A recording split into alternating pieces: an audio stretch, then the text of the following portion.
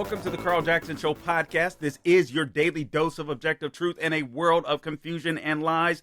How do you depopulate the earth? I'm going to go over that or revisit that, if you will. I talked about that before and did his Prager show. Just want to give you some quick takes on that, or takeaways on how you would depopulate the earth. Why am I even talking about this? We're going to have a guest join us.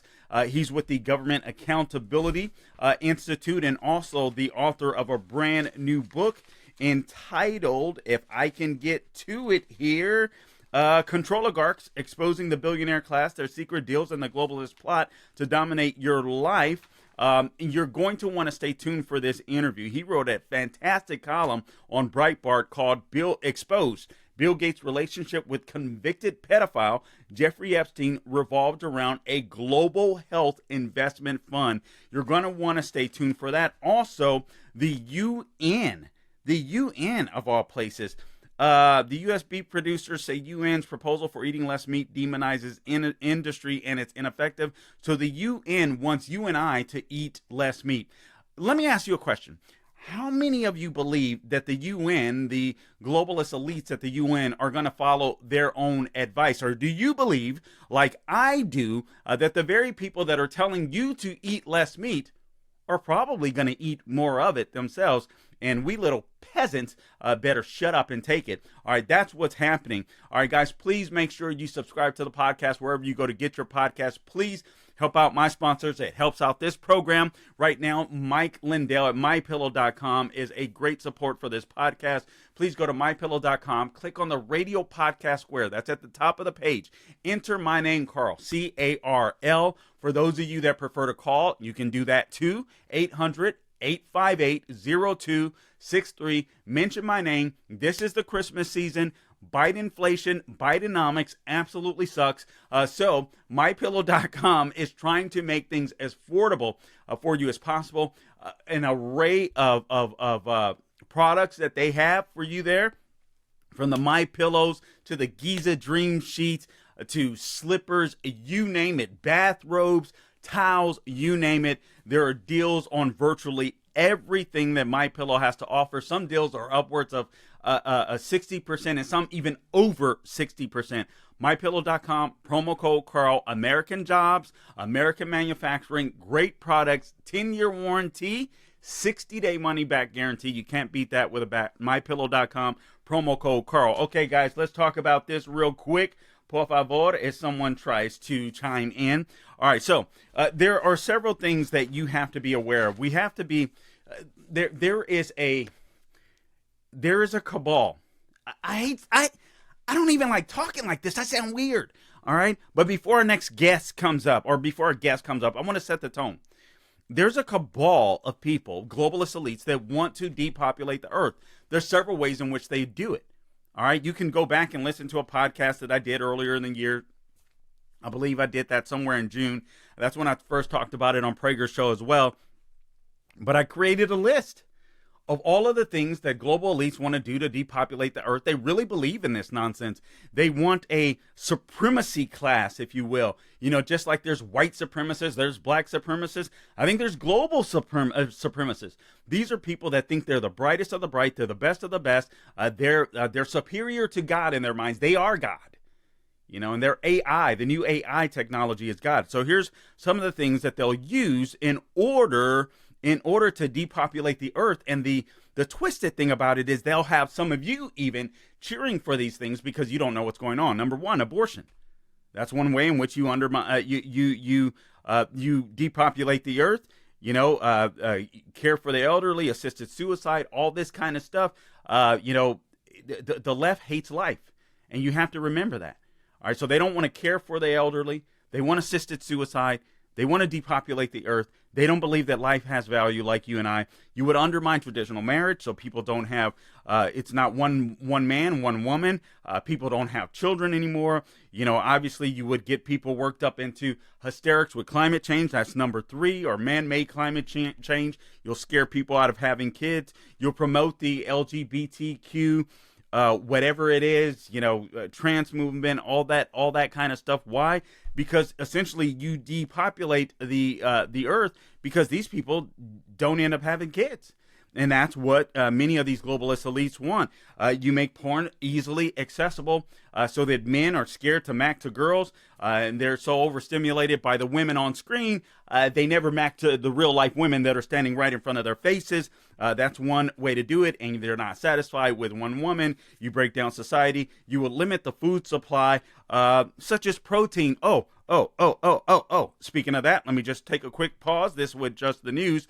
You guys may have heard the story that the UN has put out a proposal for people to eat less meat. They want the world's leaders to have their citizens eat less meat.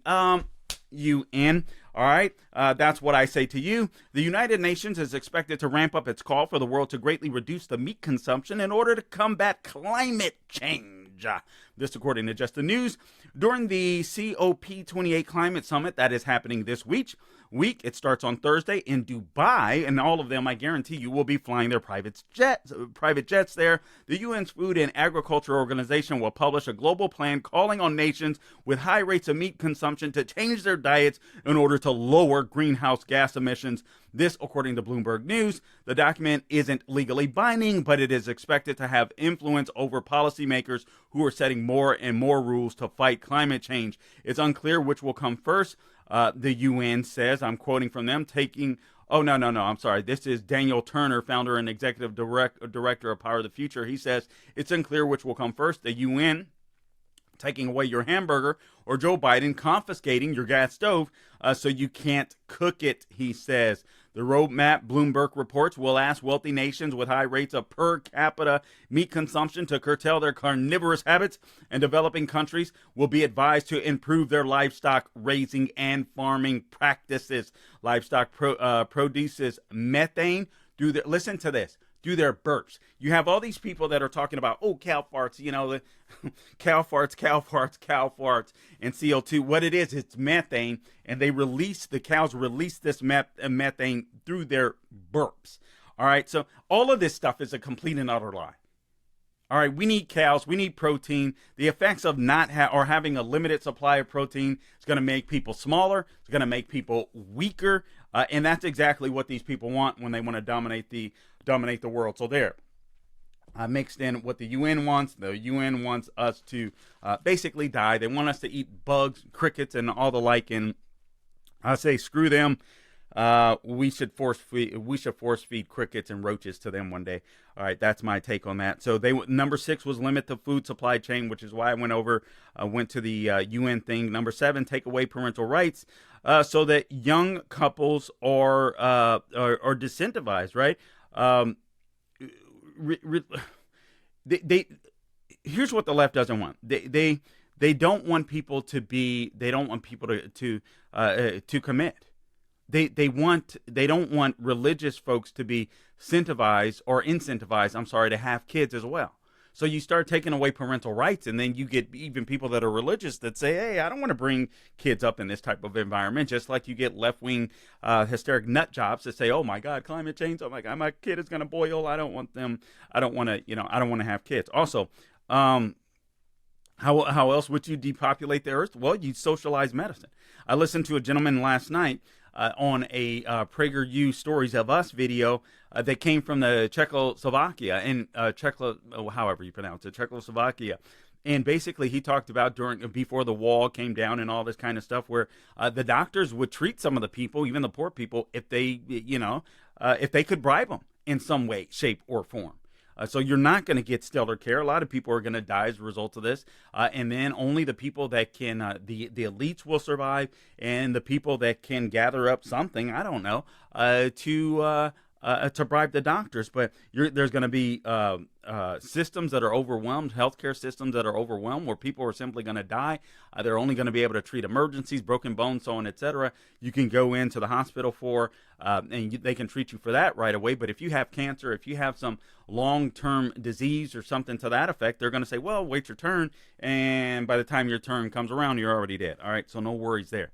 But this is one of the ways they want to depopulate the earth. They want to turn ethnic groups, number 9, against each other in a pluralistic societies like the U.S. and defund the police to ensure that crime happens. So you get more violent crime.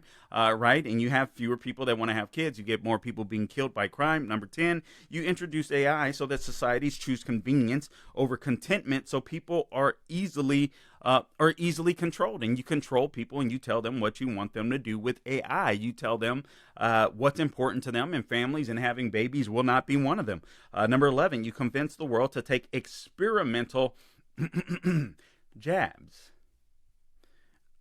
No need to expand there. ESG compliance. If all else fails, the left will force you to comply by using ESG scores to control your ability to sell and buy products or even earn a living with a major corporation. That's what they'll do.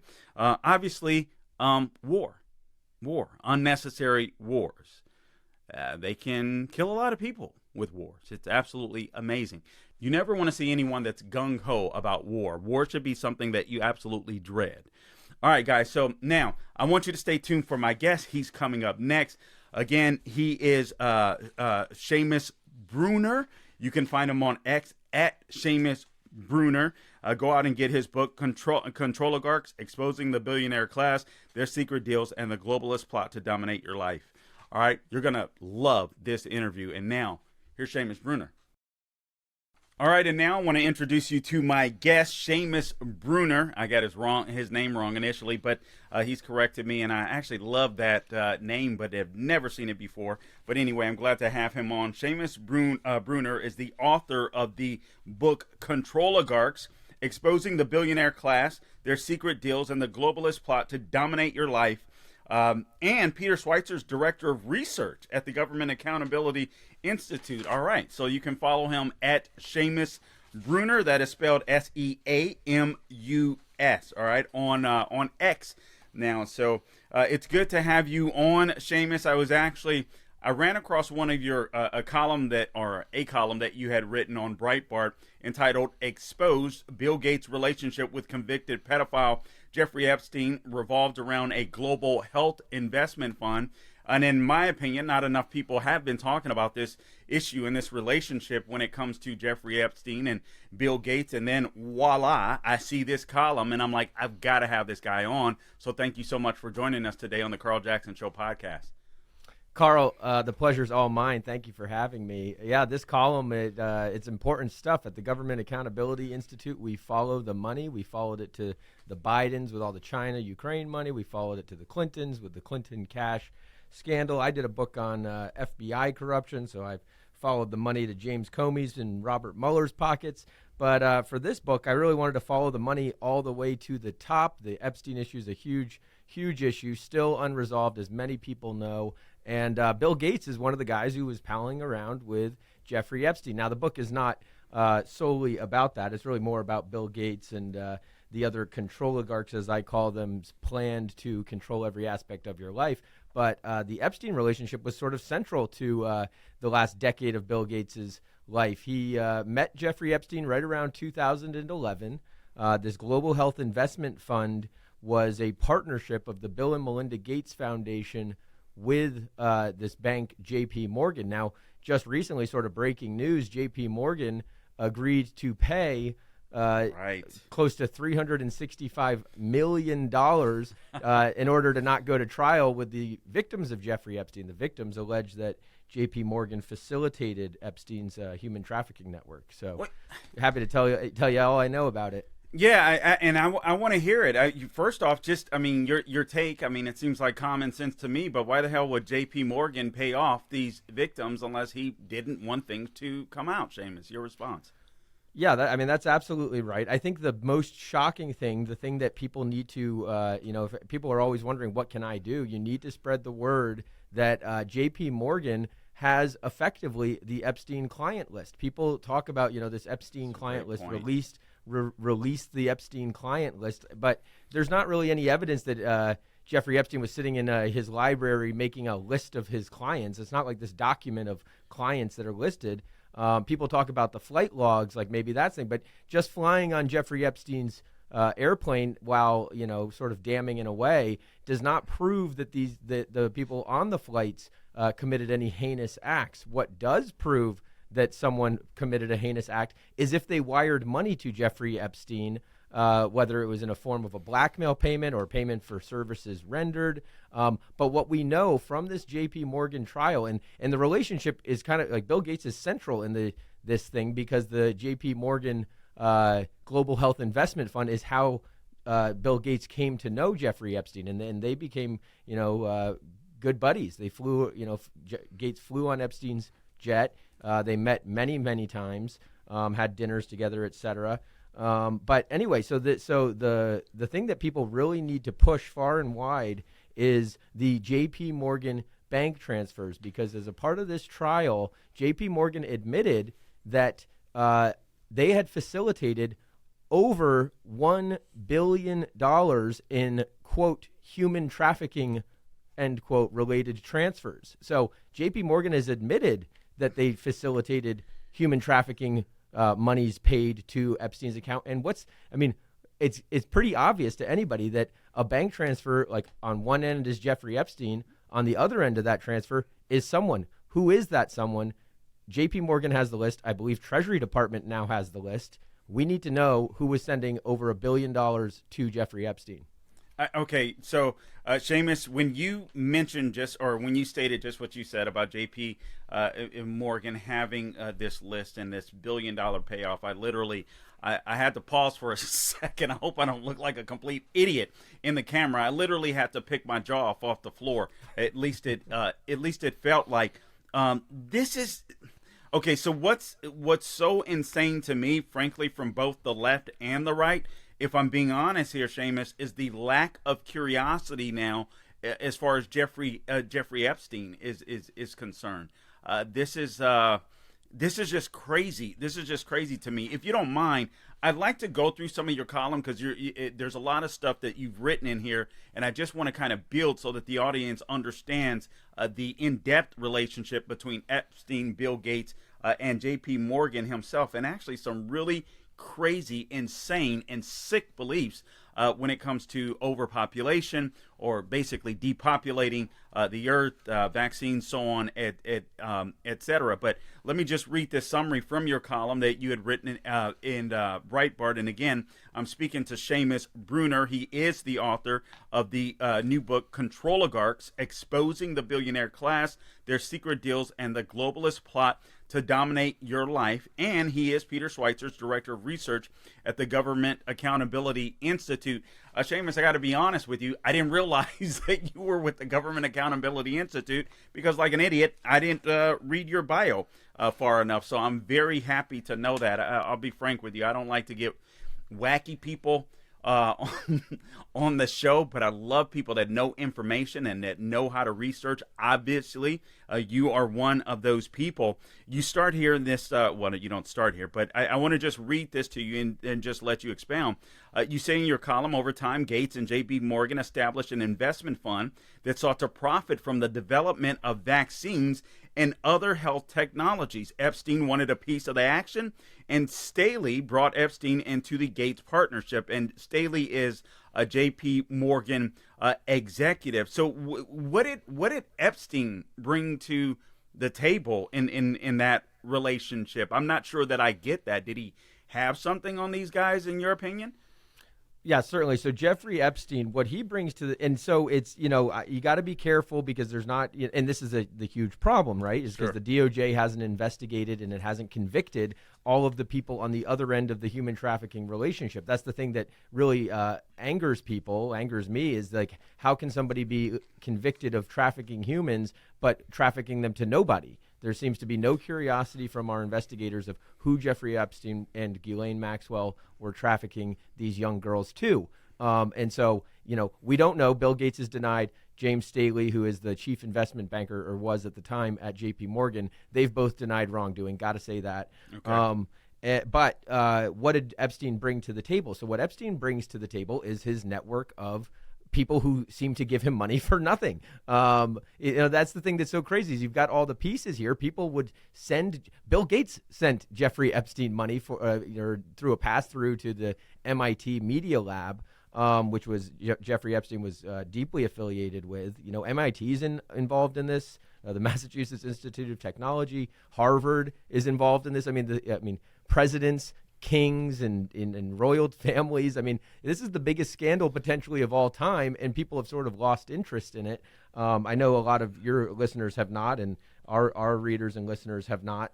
But what Epstein brought to the table, so he was a JPMorgan client. He was a very valuable JPMorgan client. I mean, like JPMorgan admitted, $1 billion in money was flowing in and out of his account. That's a big chunk of money. James Staley was this chief of investment banking at JPMorgan. I mean, he's a high-level executive, got paid at least $80 million in salary over his tenure there. I mean, that's a lot of salary. Yes. So he's a high-level executive at JPMorgan. He managed the Epstein relationship for the bank. And so Epstein was this guy who was palling around with Bill Clinton and royal family members and billionaires. He was sort of the family office advisor to the Victoria's Secret mogul Leslie Wexner. He was an advisor to Apollo Global Management's, huge Wall Street firms. And so, you got to be careful that, like, I mean, surely here's what we do know. These guys knew that Epstein was a creep. He had been convicted in the late 2000s, charged in 2006 with solicitation of a minor for prostitution. And he was convicted in 2008. And actually, Bill Gates doesn't get to know him until around 2011. But anyway, JPMorgan is setting up this global health investment fund with Bill Gates around 2011. And James Staley thinks, maybe he tells it's not unclear exactly how Epstein finds out about this global health investment fund. But he and Staley start talking, and Staley says, "Why don't I introduce you to Bill Gates? And maybe you can get involved." And we know from Bill and Melinda Gates Foundation staff who have spoken to the New York Times did a big expose on this. The Bill and Melinda Gates Foundation people haven't answered me back, but anyway, not surprising. Anyway, so Epstein starts thinking, and this is according to the people in the New York Times that they quote. Man, I could get in on this health investment fund. I could bring some of this family office money that I, manage for all kinds of billionaires. I mean, he was managing money, I'm not sure like what he's doing with the money. I guess investing it in things like a global health investment fund. But he and Bill Gates eventually meet. There's this famous photo. It's in the Breitbart piece where they're inside Jeffrey Epstein's home. All looking very happy. You got Bill Gates there. You've got Bill Gates' science advisor, a guy named Boris Nikolic, who Jeffrey Epstein actually got so close with that he named Nikolic the executor of his will and his last will and testament in his estate. I mean, basically, this Bill Gates science advisor was named by Jeffrey Epstein. I mean, you're the only person who can name your executor to manage his affairs after his death. Now, Nikolic, of course, at that point, by the time Jeffrey Epstein allegedly hung himself in his cell, he's toxic. So Boris Nikolic declined that honor of managing Jeffrey's estate. But anyhow, so this global health investment fund, it's all around vaccines. It's all around Bill Gates and Jeffrey Epstein both are very concerned about overpopulation. I mean, and all this stuff, I know it. I mean, it sounds sort of conspiratorial and crazy, but I mean, nowadays, it's all kind of like, 5 years ago, I would have been like overpopulation and billionaires and pedophiles. What? But no, this is absolutely true. The one thing that Jeffrey Epstein and Bill Gates differed on is Bill Gates thinks that by saving lives, especially in the third world, in Africa and South America and Asia, Bill Gates thinks that somehow you can lower the global population by mass vaccinating Africa. I'm not sure how that works. I mean, his rationale is that if you save more children, then the parents eventually decide to stop having so many children. Jeffrey Epstein actually seemed to think, more logically that by saving lives, you don't solve overpopulation. And so they did differ on that, but they had other mutual interests too. Like, Jeffrey Epstein is really creepy. Wanted to, quote, seed the earth, end quote, with his own DNA by impregnating dozens or, scores, hundreds. I don't know. We don't have a total number on that. But he thought he was a supremacist of sorts. He thought his DNA was the best. Thank you. And he wanted to impregnate lots of young women and have his and he was working on not just, the traditional way of producing babies, but also kind of genetic tinkering in labs and this CRISPR-Cas9, which is like essentially GMO humans. Bill Gates is a huge investor in CRISPR. If you haven't heard of that, look into it. It's really, really sick stuff, playing God type thing. And they always, put it under a banner of like, oh, well, we want to, like weed out diseases or, get rid of, Down syndrome is one of the more controversial things that they want to genetically tinker with babies, so that, if there's a Down syndrome baby, maybe you can tinker with the genes. But ultimately, this is like God complex on steroids type stuff. They shouldn't be messing with the DNA of humans and babies. But that's the kind of the stuff that Jeffrey Epstein and Bill Gates bonded over, at least that we know of. And I want to do this reading right from your column here. And again, I'm speaking to Seamus Bruner. He is the author of the book, and go out and purchase the book. I'm assuming wherever books are sold there, Seamus. Controligarchs, Exposing the Billionaire Class, Their Secret Deals, and the Globalist Plot to Dominate Your Life.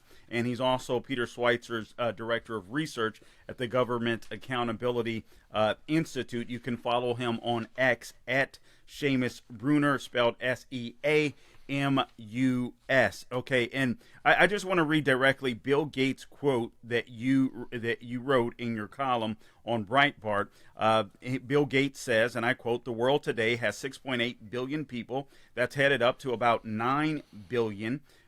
He goes on to say, now, if we do a really great job on new vaccines, healthcare, reproductive health services, we could lower that by perhaps 10 or 15%. You are absolutely right. I mean, talking about a God complex, and the same is true for you. Actually answered the question before I got to ask it with Jeffrey Epstein. I'm like, these are straight up elite globalists that believe that their DNA is superior. And I mean, this is so obvious to me. Did Melinda Gates have a different view from Bill Gates, Jeffrey Epstein on this particular issue of vaccination or overpopulation, or was she in the fold as well? Bill and Melinda Gates share the same view, and it is the counterintuitive view that by saving lives, you can actually lower the global population. I mean, it doesn't seem to make sense on its surface. The thing that they really leave out, or they use euphemisms for, is abortion and birth control. That's the critical component to the Bill and Melinda Gates formula for lowering global population rates.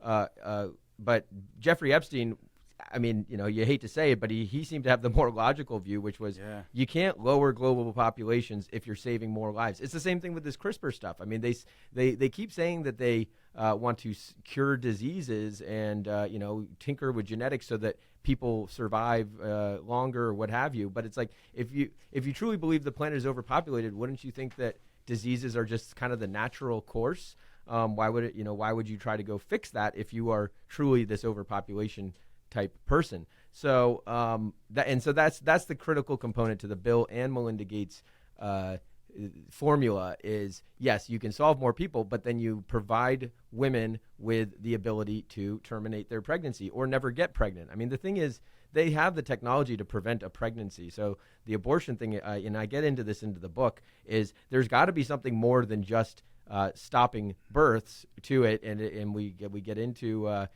abortion's a profitable industry. We follow the money. George Soros, Warren Buffett, the Rockefeller Foundation were involved in this chemical induced abortion pill, which is right now under review by the Supreme Court, mifepristone. And so there's a whole bunch of stuff on the abortion industry and how much people are profiting from that, billions and billions of dollars.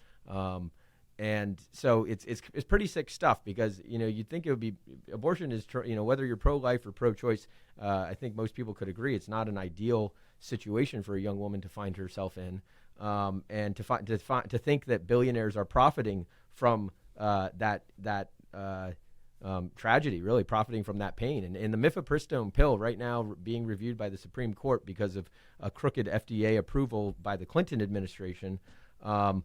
That pill is the one that George Soros and Warren Buffett, they set up a secret shell corporation in the Cayman Islands. It's the most popular method of abortion. And it's not like the morning after pill. This is not like, Plan B or, Sure. Something like that. This is something that can, it's basically a toxic thing that can kill living fetus up to 15, maybe 20 weeks. And then the woman, they're not told by Planned Parenthood, who distributes this pill, that they're not told that they have to go home and deliver a dead baby, essentially at their house. And it's painful. 77% of women say that this is like much more painful than the surgical method of abortion. So it's all pretty gruesome stuff. And Bill Gates is heavily invested in, every side of the population control equation. You know what? Last couple of questions here, and again, I'm speaking to Seamus Bruner. Bruner, go out and get the book. His book, Controligarchs: Exposing the Billionaire Class, Their Secret Deals, and the Globalist Plot to Dominate Your Life. And he's also the director of research for the Government Accountability Institute. He wrote a column that I came across on Breitbart called "Exposed: Bill Gates' Relationship with Convicted Pedophile Jeffrey Epstein," revolved around a global health investment fund. I encourage you guys to read this article as well. I believe I wanted to say tweeted it out. I don't even know how to say X'd it out. Just it doesn't sound right to me. But anyway, if I haven't, I'll make sure that I do. I want to double check, but I think that I did. But one of the odd things to me, what's really creepy to me, Seamus, is just how normal. Not a Jeffrey Epstein, because the only context that I had ever heard of Jeffrey Epstein was in a negative light. But I've seen interviews with JPMorgan. Bill Gates has always creeped me out. I always had just like a weird feeling about him, to be honest. But I've seen plenty of interviews with JPMorgan where I'm just like, it's hard to imagine that people could have this type of worldview, be so sick, twisted, and evil, and enjoy profiting off of it. Do you think Americans, perhaps in general, just have a hard time dealing with the fact that evil does exist and it's amongst us? And secondly, if this list were to come out, how many titans of industry in America and around the globe do you think would go down? Just obviously this is all speculation, but that would probably go down. I mean, I think that's the reason, in my opinion, why Epstein hanged himself, quote unquote. Right. A lot of people who are good, well-intentioned, God-fearing, and that's the thing about the characters in this book. They're all godless. God, they have God complexes. They want to replace God. So it's very hard for a person with a conscience to imagine that these kind of people, these monsters, exist. People who would hurt a child, like the people on Jeffrey Epstein's island did. But as far as the scale and the volume, it is massive. Let's just say 100. Let me pull out my calculator here, because I actually haven't done this math, but JPMorgan, again, it's in the piece, it's in the court documents. JPMorgan admitted that $1 billion in human trafficking transfers were facilitated by that bank to and from Jeffrey Epstein. So 1 billion divided by 100, let's say 100 individuals, that would be $10 million. So like 100 people would pay $10 million, that would be a billion. 1,000 would pay $1 million. So we're not quite sure, but anywhere from 100 to 1,000, I would say. Hopefully not more than 1,000. That's just shocking. Yeah. But you can look at the Epstein. You can get an indication, but you've got to be careful, because flying on a plane doesn't mean guilt. Sure.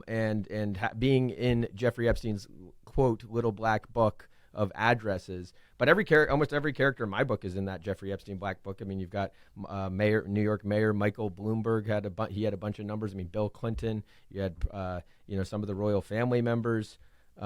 These are really, really powerful people, and they continued to visit with Jeffrey Epstein and maintain a relationship with Jeffrey Epstein after he had been convicted. That's the thing that's so shocking. And then beyond the titans of industry, I mean, JPMorgan, I mean, this is why there needs to be like a groundswell and a movement to demand the JPMorgan bank transfers, because JPMorgan could, they paid the $365 million out to Jeffrey Epstein's victims to basically not admit guilt in anything. But in a way, like you would, if you were innocent, why would you pay such a huge amount of money?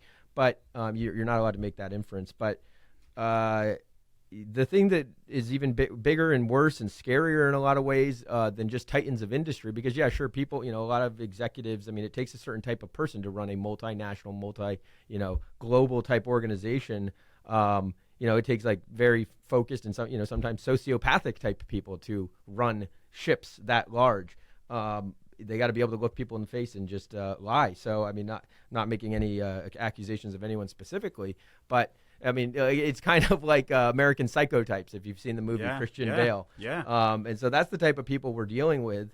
And but worse than that is the government. And, JPMorgan should absolutely release the Epstein bank transfers, but our government has them. And the government has the ability to bring charges and bring investigations and prosecute like the guilty people. You can't human traffic to no one. And so if Jeffrey Epstein and Ghislaine Maxwell have both been convicted of, human trafficking of children, who to? That's everybody's question. And we know they have the answer to it, and we should just be demanding it every single day. Well, I tell you what, Seamus, I'm glad that you're staying up on this. I'd love to have you back. I also have the opportunity to fill in for some of the national hosts on Salem often, and I'm thankful for that. I'm going to have you on because I don't think we can allow this stuff to die. I mean, this is to me tantamount to, and I don't. This is unrelated, but recently I had an investigative reporter, Liz Collins, on to talk about her film, The Fall of Minneapolis. And I'm just like, I'm sorry, the government needs to be held accountable from federal, state, local government, because there's just a lot of corruption and a lot of lying, just deceit and hiding stuff that's going on, and the people deserve to know. This is a government that's supposed to be of, for, and by the people. So I definitely appreciate your work, and I look forward to having you back on. I will continue to follow you, and kudos to you for staying on top of this stuff. Seriously. Well, thank you so much, Carl. I appreciate you having me on. I do, like, just in the last little bit, I will say that the book is not all about Epstein. I mean, there's a big chunk on it, but I mean, it just takes you through every single industry that they are taking control of, and then taking control over, and it dominates your life. I mean, energy, the smart homes. I'm about to publish a piece on central bank digital currencies, the digital ID initiative, and social credit scores. That's all coming. I just did a piece on Sam Altman and AI and OpenAI and ChatGPT, how that's going to upend a lot of people's lives. It already is. You kind of think of this AI robot future as like always far away, and we'll know it when we get there. I just want to say we're there, and it's coming for jobs. It's going to create a disaster in the economy, and so just follow me, and I'll be publishing the CBDC piece I think later today. Seamus, before I let you go, and then if you will, just stay up with us so that we make sure we get the entire interview here. You just brought something to mind with all of this stuff, and I'm glad you made that clarification of your book, Controligarchs, again, exposing the billionaire class, their secret deals, and the globalist plot to dominate your life. Because the book isn't just, obviously focused on Jeffrey Epstein. I'm one of these people where, listen, I'm just a middle-class guy. Still to this day, I'm working on this career while I still own a service business where I literally work with my hands every day. I'm a blue-collar worker that just, sees the impact that government has on the regular, everyday, average American. And I hate big government. I have this opinion, and I just want to get your take based upon everything that you just mentioned in your last statement. I think America is done. I think we are in a rebuilding phase, if we can do that. I don't think we have a republic anymore. I don't think we've kept it. Am I crazy to say that? I don't think you're crazy at all, and we've got a big uphill climb ahead of us. And the sooner that everybody wakes up and realizes like what time it is in America, the better a chance we have. I mean, the book says 2030 is what the globalists say that is when they will have control of everything. They don't put it that way, but that's what Agenda 2030 is. That's what net zero is all about. That's the fertilizer regulations on the farmers. They're trying to crush small businesses. They're trying to crush family-owned farms. They want everybody more or less a slave, and they are very close to that. So I say 2025, just to be safe, is when we should pretty much count on total control by these elites. But we're getting there every single day. I have hope. I can't. Otherwise, how do you Good. get out of the bed in the morning? But I do have hope. People are waking up. I've been saying, that you see this crave for authenticity. People are sick of the fake stuff, the fake videos, the fake meats. What will we wake up in time to take our country back? That's another question. And all we can do is keep soldiering on and spreading the word. So spread the word to everyone you know. You got to be armed with the facts, otherwise you'll sound like a crazy conspiracy theorist or whatever. But it's the holidays. When you're with family, you need to wake them up. Man, that's such a great point. I mean, this is absolutely the time to do it, and we have to do stuff. I hear a lot of people, activists, say everybody's got to get involved, and I'm like, yeah, that's true. But some people just have to open their mouths. How many people haven't even spoke to their neighbors, friends, or family members about the craziness that's happening, and able to do it in an intelligent way where they don't sound crazy and they do have the facts. So I'm very thankful that you said that, and I hope you will go out and eat more meat. I'm going to eat more meat in honor of the UN, just as my screw you to the UN, because that's another thing happening here. But anyway, Seamus Bruner, I appreciate you joining us today on the Carl Jackson Show podcast, man. It's been a pleasure. Awesome. Thank you so much, Carl, and we'll chat soon. All right, sounds good, Seamus. If you'll just stick with us for 1 minute. Guys, I appreciate you tuning in to this edition of the Carl Jackson Show podcast. Please subscribe to the podcast wherever you go to get your podcast, Apple, Google, Spotify, YouTube, Rumble, you name it. We are there. Also, find me on all things social media at the Carl Jackson Show. I'm on X. I'm on Facebook. I'm on I was going to say Twitter, but X is Twitter. But wherever I am on social media, at the Carl Jackson Show is where you can find me. Also, go on X, find at Seamus Bruner there. Follow his work. He's doing fantastic work, obviously. And go out and get his book, Controligarchs, Exposing the Billionaire Class, Their Secret Deals, and the Globalist Plot to Dominate Your Life. Go out and get the book. This is the world that we're living in right now, and you got to know how to fight back, but you have to know what's wrong with the world and with America before you can fight back. Seamus, thank you so much, man. God bless you, and God bless you all.